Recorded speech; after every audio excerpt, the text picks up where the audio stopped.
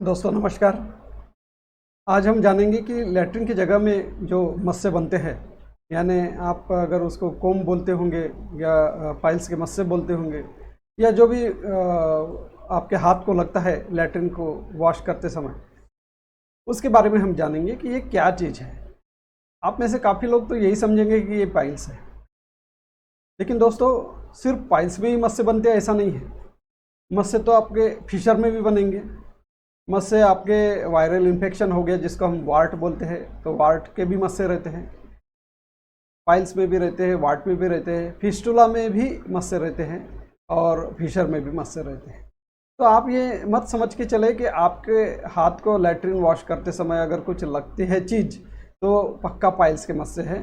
और पाइल्स की दवाई ले लो, फार्मेसी में जाके पाइल्स की दवाई ले लो, या किसी और जगह पे जाके पाइल्स का इलाज कर लो जहाँ पे चेकअप नहीं होगा, या फिर खुद खुद को पाइल्स का मरीज बना के सोचते बैठो। ऐसा नहीं करना है आपको। इसके कुछ कारण बताता हूँ मैं। सबसे पहले हम देखेंगे कि आपके पास मस्से है लेकिन आपको कोई तकलीफ नहीं है तो क्या करना चाहिए और ऐसा होता क्यों है। ऐसा हो सकता है आपको किसी दिन अचानक ऐसे लगता है कि अरे मेरे हाथ में कुछ मस्से लग रहे हैं वॉश करते समय, कहीं ये पाइल्स तो नहीं है।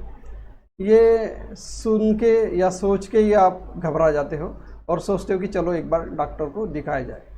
डॉक्टर को दिखाना बहुत अच्छी बात है। अगर आपको कुछ तकलीफ नहीं है फिर भी आप अगर डॉक्टर के पास जाते हो और एक बार दिखाना चाहते हैं तो बहुत अच्छी बात है, बशर्ते वो डॉक्टर आपको सही मिलना चाहिए, सही गाइडेंस देना चाहिए, ना कि आपको डरा धमका के बीमार बना दे। इसके बारे में चर्चा और करेंगे।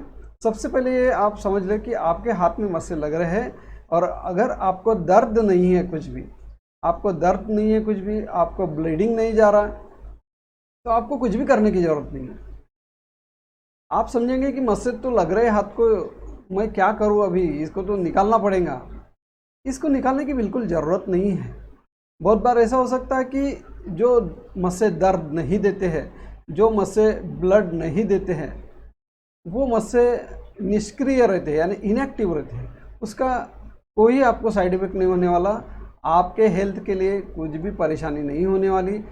जनरली यानी अक्सर ये मस्से फिशर के रहते हैं। फिशर यानी लैट्रिन की जगह में एक जो कट हो जाता है उसके रहते हैं। और आपको कभी लैट्रिन हार्ड होती है, समझो आपको 2-3 साल पहले लैट्रिन हार्ड हो गई, वो हार्ड होने की वजह से आपके एनल कैनल में इरोजन बनते हैं। इरोजन यानी सुपरफिशियल अल्सर, हम फिशर को डीप अल्सर बोलते हैं, तो इरोजन्स यानी सुपरफिशियल अल्सर। ऐसे इरोजन्स बनने से भी आपके मस्से बन सकते हैं। ये मस्से अक्सर स्किन के फोल्ड होते हैं, जहाँ पे इरोजन रहते हैं यानी जहाँ पर क्या बोलते हैं सुपरफिशियल अल्सर रहते हैं, उसके ऊपर ये स्किन के फोल्ड बनते हैं और इसी स्किन के फोल्ड को हम मस्से कहते हैं। बाय द टाइम आप कुछ ना कुछ ट्रीटमेंट लेते होंगे, जनरल प्रैक्टिस के पास जाते होंगे कि लैट्रिन में जलन हो रही है, हल्का सा दर्द हो रहा है, क्योंकि सुपरफिशियल अल्सर में इतना पेन होता नहीं। तो कोई भी ट्यूब लगाना या किसी दवाई खाने से शायद आपके अल्सर यानी सुपरफिशियल इरोजन ठीक हो सकते हैं और उस वजह से आपको फिर ट्रीटमेंट की ज़रूरत नहीं पड़ती। लेकिन उस सुपरफिशियल इरोजन की वजह से जो मस्से बनते हैं, जो स्किन की फोल्ड बनती है, वो वैसे ही रह जाती है, वो हमेशा के लिए वैसे रह जाती है या फिर थोड़ी सी बहुत बढ़ सकती है, क्योंकि आपको बीच में कभी और कॉन्स्टिपेशन हो गया और सुपरफिशियल इरोजन हो गए और दर्द हो गया और ठीक कर दिए, 4-5 दिन का पीरियड या 1-2 हफ्ते में ये ऐसे सुपरफिशियल इरोजन ठीक हो जाते हैं, लेकिन मस्से रहते हैं। तो आप अननोटिसली ये पीरियड आपका चला जाता है, बाद में एक आध बार आपको लगता है कि अरे मुझे तो मस्से है, या फिर आपको याद आता है कि मेरे दोस्त ने पाइल्स का ऑपरेशन किया और फिर आपके दिमाग में वही वही घूमता है, फिर आपके हाथ को भी मस्से लगते हैं, फिर आप समझते हैं अरे मुझे कहीं पाइल्स तो नहीं है। ऐसा अक्सर लोगों के साथ होता है।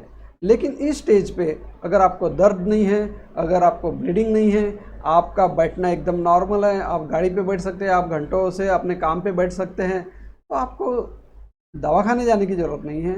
आप एक बार चेकअप के लिए जा सकते हैं। अगर चेकअप के बाद ऑपरेशन के लिए आपको डॉक्टर कहता है तो उन्हें माफ़ कर दीजिए। डॉक्टर को सीधा बोलना, डॉक्टर साहब मुझे कोई तकलीफ़ नहीं है सिवाय मस्से के, मैं अभी सर्जरी नहीं कराना चाहता। अनलेस आपका कुछ बहुत ज़्यादा ये थिंकिंग रहे कि भैया मुझे तो नॉर्मली करना है, चाहे उससे तकलीफ हो ना हो, तो फिर बात अलग है। आप अगर चाहते हैं कि मस्से निकालना ही है मुझे एनी हाउ, भले ही मेरे को तकलीफ नहीं है, तो फिर अलग बात है। लेकिन अगर आप सोचते हैं कि मुझे कहीं पाइल्स तो नहीं है इस वजह से मस्से निकालना है, तो वो गलत बात है। तो ऐसे मस्से रह सकते हैं, यही मेरा आपको कहना है। तो ये जनरली फिशर में रहते हैं। दूसरा मैंने आपको बताया कि पाइल्स में भी रहते हैं, लेकिन पाइल्स के मस्से ब्लड देते हैं। पाइल्स में जो मस्से बाहर निकलते हैं अंदर से, उसको इंटरनल पाइल्स बोलते हैं। और पाइल्स में कुछ कुछ ऐसे मस्से रहते हैं जो बाहर की तरफ ही रहते हैं, उसको एक्सटर्नल पाइल्स बोलते हैं। एक्सटर्नल पाइल्स भी हमेशा ब्लीडिंग करेंगे ऐसी बिल्कुल ज़रूरत नहीं है। आपके हाथ को लग सकते हैं, थोड़ा सूजन टाइप लग सकता है, लैट्रिन के बाद अक्सर ये सूज जाते हैं, थोड़ा सा स्वेलिंग या फूलन महसूस होती है उसमें लैट्रिन के तुरंत बाद, लेकिन थोड़ी देर के बाद ठीक लगता है। हाँ, लेकिन ये पाइल्स के मस्से जो है ये जलन करते हैं। थोड़ा सा लैट्रिन होने के बाद आपको अनकंफर्टेबल लगता है, लैट्रिन की जगह में जलन हो सकती है, बस इतना ही। इसके लिए लेकिन सर्जरी कर सकते हैं, लेकिन चेकअप के बाद ही। लेकिन जो पहले मैंने बताया कि आपको सिर्फ फिशर हुआ होगा, सुपरफिशियल इरोजन हुआ होगा और सिर्फ मस्से है, उसमें तो कोई ज़रूरत नहीं है आपको ऑपरेशन करने की। तीसरी कंडीशन है कि फिस्टुला के मस्से। फिस्टुला के मस्से तो अलग ही चीज़ है, क्योंकि फिस्टुला में सिर्फ मस्से निकाल के कोई फ़ायदा होने वाला है ही नहीं। फिस्टुला में जनरली पस निकलता है, फिस्टुला में ट्रैक्ट बनती है, इसलिए वो पूरी पूरी नली निकालना यानी ट्रैक्ट निकालना, उसके साथ मस्से निकालना, यह उसका सर्जरी होता है। अगर किसी ने सिर्फ मस्से निकाल दिया और अंदर का वो ट्रैक्ट जो है वैसे छोड़ दिया, तो उसका 0% इलाज हो गया ऐसा समझ लीजिए, कोई फ़ायदा नहीं। उसको फिर से कभी ना कभी कुछ दिनों में ही पस आना शुरू हो जाएगा। तो फिस्टुला में ये मस्से का ऑपरेशन करके कोई फ़ायदा नहीं, वो अलग ही टाइप का ऑपरेशन रहता है, ये याद रखिए। और चौथा पॉइंट है, यानी चौथी कंडीशन ये है कि वायरल वार्ट यानी वायरल इन्फेक्शन हो जाता है एनल कैनल में। अब वो कैसे होता है, क्या होता है, वो थोड़ा अलग इशू है, वो एक सेक्सुअल ट्रांसमिटेड डिसीज के कैटेगरी में आता है।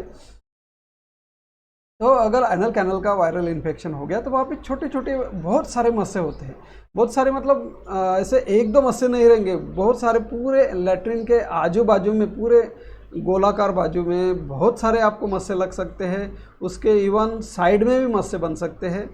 तो ऐसे अगर आपको छोटे छोटे बहुत सारे मस्से हैं तो वो वायरल वार्ट से भी हो सकते हैं, ज़रूरी नहीं कि वो पाइल्स से ही रहे। और इनका इलाज ऑपरेशन रहता है, लेकिन ये पाइल्स से बिल्कुल अलग चीज़ होती है। ये पाइल्स जैसा ऑपरेशन नहीं रहता, इनका ऑपरेशन बिल्कुल डिफरेंट होता है।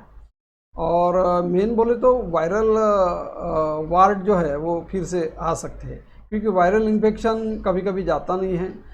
मस्से निकालने के बाद भी बहुत दिनों तक वहाँ पे ट्यूब वगैरह अप्लाई करना पड़ सकता है, कुछ एंटीवायरल खाना पड़ सकता है, या फिर आपको डॉक्टर के फॉलोअप में रहना पड़ेगा। तो ये एक अलग ही चीज़ है वायरल वार्ट।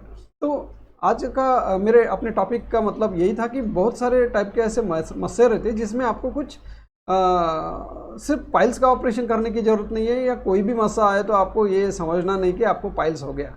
आप खुद को अगर पाइल्स का मरीज़ बनाएंगे तो डॉक्टर भी आपको तैयारी रहेगा पाइल्स का मरीज़ बताने के लिए। तो बिल्कुल ऐसी गलती मत कीजिए। आपके मस्से कौन से हैं, कौन से टाइप के हैं, उसका थोड़ा सा आप वॉच रखिए, ध्यान रखिए। आपको सही में कुछ पाइल्स संबंधी बीमारी हुई है क्या, आपको फिस्टुला जैसी बीमारी हुई है क्या, इसके बारे में मेरे चैनल पे भी काफ़ी वीडियोस अवेलेबल है, और बाकी भी लोगों के काफ़ी वीडियोस है। कुछ तो वीडियो गुमराह करने वाले भी है ऑफकोर्स, लेकिन आपको एक डॉक्टर्स के ही वीडियो देखना चाहिए, ना कि कोई भी मतलब जो आयुर्वेदिक उपचार कर रहे हैं, या फिर कोई भी ऐसे साइंस का नॉलेज बनाने वाले भी आजकल बहुत सारे वीडियो डाल रहे हैं कि ये करो, वो करो, ऐसा करो, वैसा करो। ऐसे वीडियो को आप अवॉइड कीजिए। जो सर्जिकल फील्ड में है, जो सर्जरी करना जानते हैं, या जो ये सर्जरी के लिए स्पेशलिस्ट बने हैं, उनके आप वीडियो देखिए, या सीधा सीधा आपके आजू बाजू में जो भी जनरल सर्जन होते हैं या जो भी ये प्रैक्टिस करते हैं, उनके पास जाके आप एक बार सलाह मशवरा कर सकते हैं। तो अगर मेरा वीडियो आपको पसंद आता है और मेरे वीडियो से कुछ ना कुछ आपको ज्ञान मिलता है, कुछ ना कुछ अच्छी जानकारी मिलती है, तो लाइक करना ना भूलिए। और चैनल पे पहली बार आए हो, मेरा वीडियो पहली बार देख रहे हो, तो प्लीज़ सब्सक्राइब कीजिए। मैं बार बार सब्सक्रिप्शन के लिए बोलता नहीं हूँ कभी, क्योंकि मुझे मालूम है आप लोगों की वजह से ही मेरे वीडियो काफ़ी लोगों तक पहुंच रहे हैं।